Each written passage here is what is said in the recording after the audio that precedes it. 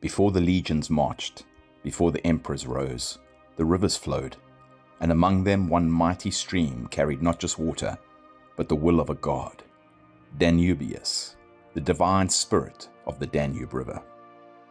Danubius was the Roman personification of the Danube River, one of the longest rivers in Europe. Though not as famous as Jupiter or Mars, Danubius held immense symbolic and strategic power in the Roman Empire. He was more than a geographical feature. He was a deified force of nature. In Roman religion, it was common to deify natural elements, rivers, mountains, even forests. The Danube flowing through the regions vital to the empire was no exception.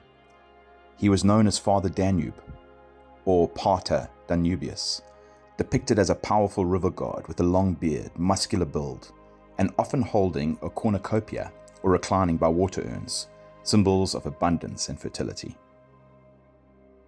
Danubius wasn't just a name. He represented the life-giving power of fresh water, the boundary between civilization and the unknown, and the protector of borders. The Danube marked the northern frontier of the Roman Empire for centuries.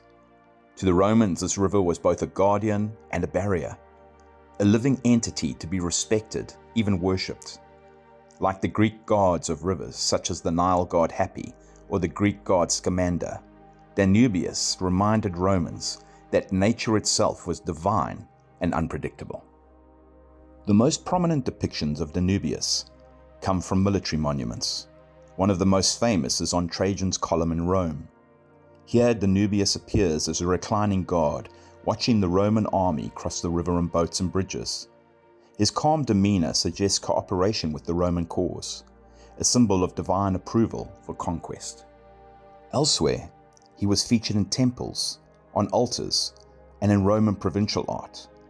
In modern-day Bulgaria, in Serbia and Romania, sometimes he's shown with fish, flowing water, or river reeds, always reminding the viewer of the Danube's wealth and power. Roman legions stationed on the Danube frontier would often make offerings to Danubius to ensure safe crossings, plentiful water, and a victory in battle.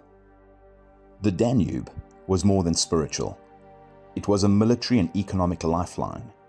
It separated the empire from the barbarian lands of the north and east. Emperors like Trajan, Marcus Aurelius, and Hadrian fortified the Danube frontier. They saw the river not only as a strategic boundary, but also as a god whose favor was essential. In Trajan's Dacian wars, crossing the Danube was a major feat.